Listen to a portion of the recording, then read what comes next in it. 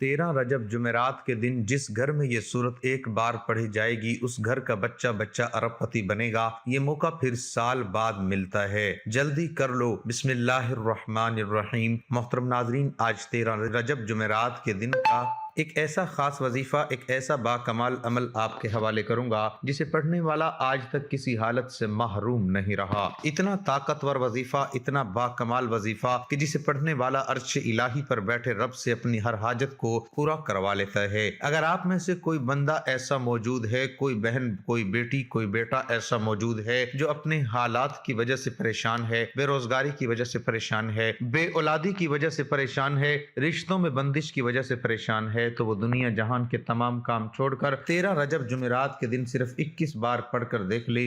دور حاضر میں اہل اسلام کی پریشانیوں کی عمومی وجوہات، دین سے دوری، اسلامی تعلیمات پر عمل نہ کرنا، اللہ تعالیٰ کی ناراضگی اور رسول اکرم صلی اللہ علیہ وآلہ وسلم کی شریعت و سنت کے خلاف ورزی ہے۔ بقا کو چھوڑ کر فنا ہونے والی دنیا کی پوجا، نفس پرستی، اللہ کی رضا کی بجائے اپنی منشا اور رضامندی کے حصول کی کوشش، کتاب و سنت کو خود پر نافذ کرنے کی بجائے اسلام کو اپنی مرضی کی زاویے سے دیکھنا، اپنی سہولت کے لیے دین میں نرمی اور آسانیاں پیدا کرنے کی کوشش اور اصلاح کرنے والے سے یہ امید رکھنا کہ وہ ہماری مرضی کے مطابق دین و شریعت کو بیان کرے، طرز معاشرت، آداب زندگی، شرعی قوانین، فقہی مسائل، انبیاء اکرام علیہم السلام، اصحاب الاولیاء اکرام علیہم رضوان کی تعلیمات سے فیض یاب ہونے کی بجائے اپنی اصطلاحات کو متعارف کروانا اور پھر اس پر ہٹ دھرمی کا مظاہرہ کرنا، یہ وہ تمام مسائل ہیں جنہوں نے اہل اسلام کی زندگی میں رکاوٹیں، پریشانیاں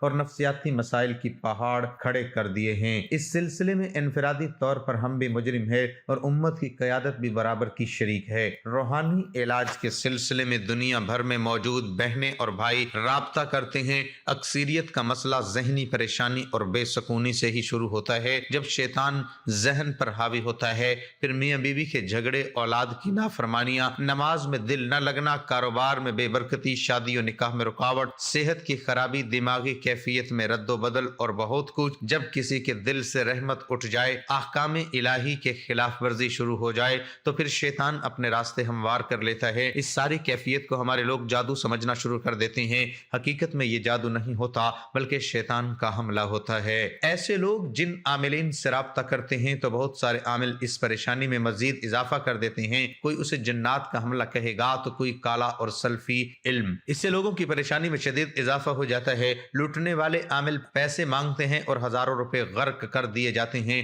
حقیقت تو یہ ہے کہ انسان ان ساری پریشانیوں سے نجات کے لیے قرآن و سنت کے مطابق اور اولیاء کاملین کے فرامین پر عمل کرنے کی نجات حاصل کی جا سکتی ہے۔ بنیادی طور پر ان مسائل میں مبتلا لوگوں کو اللہ کے قریب لانے کی ضرورت ہوتی ہے۔ ایسے لوگوں کو اگر 1.25 لاکھ کلمہ پڑھنے کی ہدایت کر دی جائے اور قرآن کریم کی لمبی لمبی صورتیں پڑھنے کو بتا دی جائیں تو وہ کبھی بھی اس پر عمل نہیں کریں گے۔ جو بندہ نماز کے لیے وضو کرنے کو تیار نہیں، وہ لمبے لمبے وظائف کیسے کرے گا؟ ایسوں کو ابتدائی طور پر توبہ و استغفار کی طرف لایا جائے اور کسی ولی کامل کی بارگاہ سے اس کی بھلائی کی دعا کرائی جائے تاکہ ان کے دل کی حالت بدلے اور وہ ہدایت پا جائیں۔ میں نے تمام بزرگان سے ایک سبق سیکھا کہ ذہنی، نفسیاتی اور معاشرتی مسائل کے شکار ہر انسان کو اللہ کے قریب لاؤ، توبہ و استغفار کی طرف راغب کرو۔ اس سلسلے میں استغفار کی کثرت اور تیسرا کلمے کا ورد اکثیر ثابت ہوا۔ تیسرا کلمہ کیا ہے؟ اس کی برکات کیا ہیں؟ علماء اکرام نے اس کا تجزیہ کرتے ہوئے لکھا ہے کہ حضرت ابن عباس رضی اللہ عنہ فرماتے ہیں کہ اللہ تعالیٰ نے عرش بنایا اور فرشتوں کو اسے اٹھانے کا حکم دیا تو فرشتوں کو عرش بہت وزنی محسوس ہوا۔ اس وقت فرشتوں کو سبحان اللہ پڑھنے کو کہا، چنانچہ اس کو پڑھتے ہی عرش اٹھانا آسان ہو گیا۔ فرشتے برابر اس کلمے کو پڑھتے رہے یہاں تک کہ حضرت آدم علیہ السلام وجود میں آئے اور ان کو چھینک آئی تو الحمدللہ پڑھنے کا حکم دیا۔ اس کے جواب میں اللہ تعالیٰ نے فرمایا یرحمک اللہ۔ فرشتوں نے یہ کلمہ سنا تو سبحان اللہ کے ساتھ الحمدللہ بھی پڑھنے لگے۔ حضرت نوح علیہ السلام کا زمانہ آیا تو بت پرستی کے خلاف اللہ نے حکم دیا قوم کو لا الہ الا اللہ کی تلقین کرو۔ فرشتوں نے اس کو بھی ملا کر پڑھنا شروع کر دیا، حتیٰ کہ حضرت ابراہیم علیہ السلام کا زمانہ آیا۔ حضرت ابراہیم علیہ السلام نے حضرت اسماعیل اسماعیل علیہ السلام کی قربانی کا حکم ملا، تعمیل کرنے لگے تو جنت سے جبرائیل علیہ السلام دمبا لے کر آئے کہ اسماعیل علیہ السلام کی جگہ اس کو قربان کر دو۔ حضرت ابراہیم علیہ السلام کی زبان سے خوشی سے نکلا اللہ اکبر، فرشتوں نے اس کو بھی ملا لیا اور یوں پڑھنے لگے یہاں تک کہ حضرت محمد مصطفیٰ صلی اللہ علیہ وآلہ وسلم کا زمانہ آیا۔ حضرت جبرائیل علیہ السلام نے یہ واقعہ آپ صلی اللہ علیہ وآلہ وسلم کو سنایا تو آپ صلی اللہ علیہ وآلہ وسلم نے اظہار تعجب کے لیے فرمایا لا حول ولا قوت الا باللہ العلی العظیم۔ فرشتوں نے یہ بھی ساتھ ملا لیا اور یوں تیسرا کلمہ مکمل ہوا۔ علماء کرام جمع الفوائد لکھتے ہیں کہ آقا دو جہاں صلی اللہ علیہ وآلہ وسلم نے ارشاد فرمایا کہ کیا تم میں سے کوئی ایسا شخص نہیں ہے جو احد پہاڑ کے برابر عمل کر لیا کرے؟ عرض کی کہ وہ کیسے یا رسول اللہ صلی اللہ علیہ وآلہ وسلم؟ آپ صلی اللہ علیہ وآلہ وسلم نے فرمایا کہ ہر شخص کر سکتا ہے، کیونکہ سبحان اللہ پڑھنے کا ثواب احد سے زیادہ ہے، لا الہ الا اللہ کا ثواب احد سے زیادہ ہے، الحمدللہ کا ثواب احد سے زیادہ ہے، اللہ اکبر کا ثواب احد سے زیادہ ہے۔ رسول رحمت صلی اللہ علیہ وآلہ وسلم کی زبان مبارک اور پھر اولیاء صالحین و کاملین کے عمل سے ثابت ہوا کہ اس کلمے میں کوئی انمول خزینہ ضرور چھپا ہوا ہے کہ مدینے والا آقا دو جہاں صلی اللہ علیہ وآلہ وسلم نے تو اس میں موجود کلمات کو احد جیسے بلند مرتبت پہاڑ سے بھی زیادہ بابرکت قرار دیا۔ بزرگان دین نے اس کے بہت سے فضائل لکھے، میں اپنے تجربات پیش کرتا ہوں، میں نے خود اپنی زندگی میں آزمایا اور اب تک ہزاروں لوگوں کو بتا چکا ہوں، الحمدللہ برکتیں نصیحتیں ہوئیں۔ اگر کہیں کمی ہو تو وہ اپنے یقین اور اعتماد میں ہوتی ہے۔ ذہنی سکون، گھریلو پریشانیاں، میاں بیوی کے اختلافات، رزق میں تنگی، کاموں میں رکاوٹ، مقدمات میں پریشانی، عبادات میں دل لگانے کے لیے، روحانی ترقی پانے کے لیے، جادو شیطانی اثرات اور جنات سے نجات پانے کے لیے، الغرض ایک مسلمان کے ہر روحانی مسئلے کے حل کے لیے تیسرا کلمہ ایک عظیم نعمت ہے۔ میرے خاندان میں جنات کی حاضری تک کے لیے تیسرا کلمے کی مدد لیتے ہیں اور بھرپور کامیابی اور فائدہ ہوتا ہے۔ جس قدر ایمان پختہ اور یقین مضبوط ہوگا اتنی ہی لذت و حلاوت و محسوس ہوگی۔ حضرت معاذ بن جبل رضی اللہ عنہ بیان کرتے ہیں کہ میں نے رسول اللہ صلی اللہ علیہ وآلہ وسلم کی خدمت میں عرض کیا اعمال میں سے کون سا عمل اللہ تعالیٰ کو زیادہ پسندیدہ ہے؟ آپ صلی اللہ علیہ وآلہ وسلم نے ارشاد فرمایا، ترجمہ، تمہاری موت اس حال میں آئی کہ تمہاری زبان اللہ کے ذکر سے تر ہو۔ ہمارے ہاں جو تیسرا کلمہ معروف ہے جس کے اندر بنیادی طور پر تسبیح، تحمید، تکبیر، تحلیل اور لا حول ولا قوت الا باللہ کے کلمات ہیں، اسے احادیث مبارکہ میں الباقیات الصالحات، ہمیشہ رہنے والا اور نیک اعمال قرار دیا گیا ہے۔ چنانچہ حضرت ابو ہریرہ رضی اللہ عنہ سے روایت ہے، جناب نبی کریم صلی اللہ علیہ وآلہ وسلم نے ارشاد فرمایا، اپنی حفاظت کا انتظام کرو۔ کسی نے پوچھا، یا رسول اللہ، کسی دشمن کے حملے سے جو درپیش ہے؟ حضور صلی اللہ علیہ وآلہ وسلم نے فرمایا، نہیں، بلکہ جہنم کی آگ سے حفاظت کا انتظام کرو، اور وہ سبحان اللہ والحمد للہ ولا الہ الا اللہ واللہ اکبر ولا حول ولا قوت الا باللہ العلی العظیم کا پڑھنا ہے۔ یہ کلمات قیامت کے دن آگے پڑھنے والے کلمات ہیں، یعنی یہ کلمات سفارش کریں گے یا آگے پڑھانے والے ہیں کہ پڑھنے والے کو جنت کی طرف بڑھاتے ہیں، اور پیچھے رہنے والے ہیں کہ سفارش کریں اور نجات دلانے والے ہیں، اور یہی باقیات صالحات ہیں۔ منصف ابن ابی شیبہ میں حضرت عبداللہ بن ابی اوفی رضی اللہ عنہ سے روایت ہے کہ ایک شخص نبی اکرم صلی اللہ علیہ وآلہ وسلم کے پاس آیا اور کہنے لگا کہ میں قرآن پڑھنے کی استطاعت نہیں رکھتا، آپ مجھے کچھ ایسا عمل سکھا دیں جو مجھے قرآن کی جگہ کفایت کر جائے۔ تو آپ صلی اللہ علیہ وآلہ وسلم نے ارشاد فرمایا، کہو سبحان اللہ والحمد للہ ولا الہ الا اللہ واللہ اکبر ولا حول ولا قوت الا باللہ۔ اور منصف ابن ابی شیبہ ہی میں حضرت حسن بصری رحمۃ اللہ علیہ سے مرسلن روایت ہے کہ آپ علیہ الصلوۃ والسلام نے فرمایا، دن میں 30 مرتبہ سبحان اللہ والحمد للہ ولا الہ الا اللہ واللہ اکبر ولا حول ولا قوت الا باللہ العلی العظیم کہنا ایسا صدقہ ہے جو آسمان اور زمین کے درمیان کو بھر دیتا ہے۔ حضرت عبداللہ بن عمرو بن العاص رضی اللہ عنہما سے مروی ہے کہ جناب نبی کریم صلی اللہ علیہ وآلہ وسلم نے ارشاد فرمایا،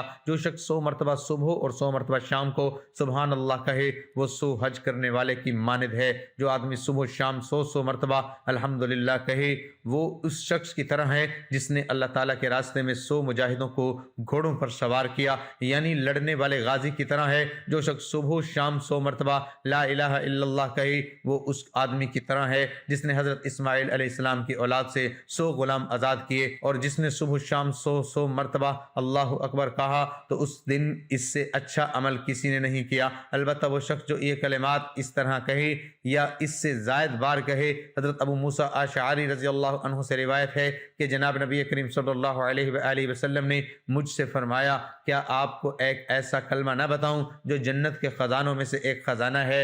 मैंने अर्ज़ किया, या रसूलल्लाह सल्लल्लाहु अलैहि वसल्लम ज़रूर बताएं। आपने फरमाया वो कलमा है ला हौला वला कुव्वता इल्ला बिल्लाह। हज़रत अबू हुरैरा रज़ी अल्लाह अन्हु से रिवायत है कि जनाब नबी करीम सल्लल्लाहु अलैहि वसल्लम ने फरमाया, ला हौला वला कुव्वता इल्ला बिल्लाह, कसरत से पढ़ा करो, ये जन्नत के ख़जानों में से एक ख़जाना है। नाज़रीन, ये वजीफ़ा छोटे से बच्चे को भी आता है। ये वजीफ़ा इतना ख़ास है, आपके घर में मौजूद अगर बच्चा भी रब के सामने घर में सुकून और बरकत, रिज़्क़ और दौलत में फरावानी के लिए पढ़ ले, मेरा रब बच्चे के वजीफ़े को भी कबूल फरमाता है। अगर आपके घर में मौजूद जवान बेटियां जो अपने रिश्तों की वजह से परेशान है, एक बार ये वजीफा पढ़कर देखिए। वो रिश्ते जिनकी वजह से आप परेशान रहते हैं, वो रिश्ते खुद चलकर आपके घर आएंगे।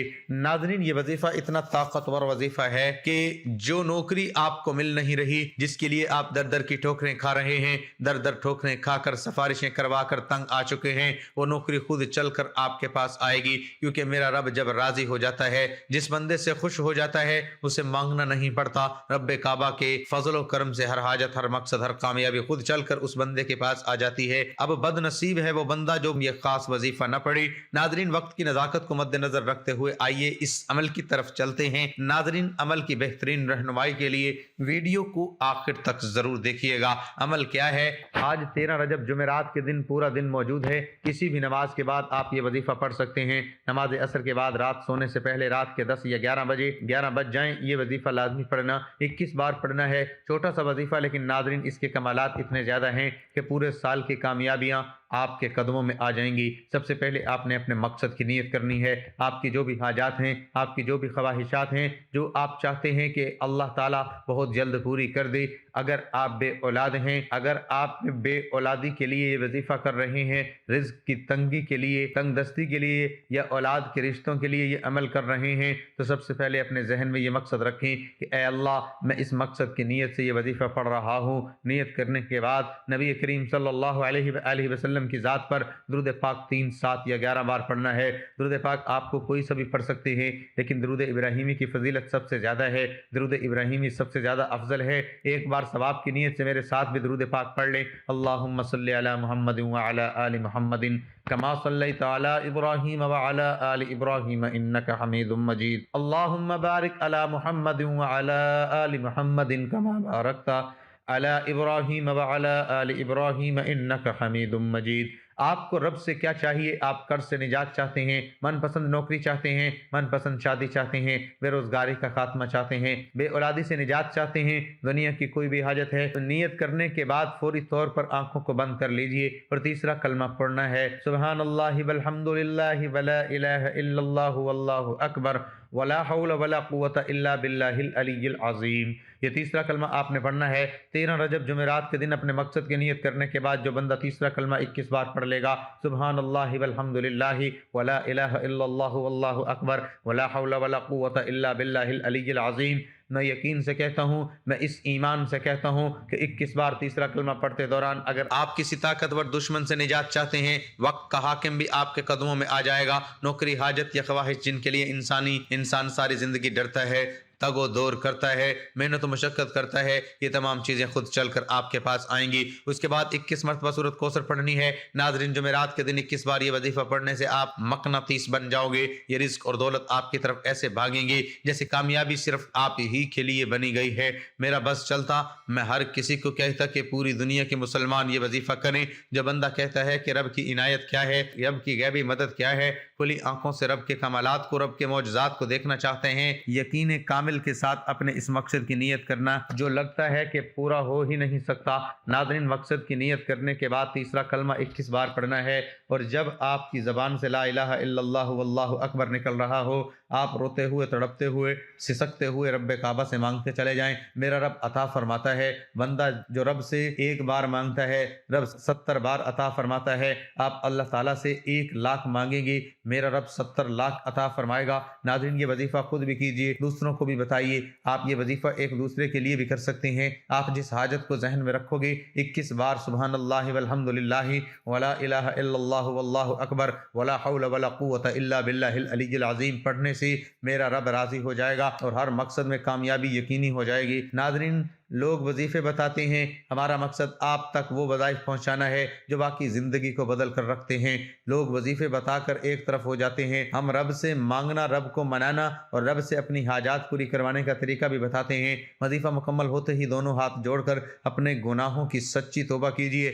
جب تک دل کو سکون نہ ملے۔ بار بار اپنے گناہوں کی سچی توبہ کیجیے۔ سچی توبہ کے بعد رب سے جتنا مانگو گے ضد کر کے مانگنا، بچوں کی طرح مانگنا، میرا رب اتنا نوازے گا کہ پورا سال کسی اور وظیفے کی ضرورت نہیں پڑے گی۔ ناظرین، اس کے علاوہ اگر آپ کے گھر میں کوئی مسئلہ ہے، کوئی بیماری ہے، کوئی پریشانی ہے، اللہ تعالیٰ کی بارگاہ میں اپنی حاجات پیش کریں۔ اللہ تعالیٰ آپ کی دلی خواہشات، آپ کی تمام تکالیف، دکھ اور تمام پریشانیوں سے بخوبی آگاہ ہے، وہ سب اللہ کے حکم سے ختم ہو جائیں گی۔ اس کے باوجود بھی اللہ تعالیٰ کو انسان کا اپنے سامنے مانگنا بہت پسند ہے، اس لیے آپ خود دل لگا کر اور دل جمی سے، مکمل یقین سے، مکمل اعتماد سے اللہ تعالیٰ سے مانگے اور ہمیشہ اسی طریقے سے دعا مانگا کریں۔ اللہ تعالیٰ سے سچے دل سے دعا مانگیے اور مکمل بھروسہ رکھیے، اللہ تعالیٰ آپ کی ہر دعا قبول فرمائے گا۔ اور پھر آپ کو خود حیرانگی ہو جائے گی کہ ہمارے نبی تاجدار اور نبی کریم صلی اللہ علیہ وآلہ وسلم بھی دعا مانگا کرتے تھے، اور آپ سب بھی میرے ساتھ دعا مانگے۔ اللہ میرے پروردگار، تیرے سوا اس قابل کوئی بھی نہیں ہے کہ جس کو مدد کے لیے پکاروں،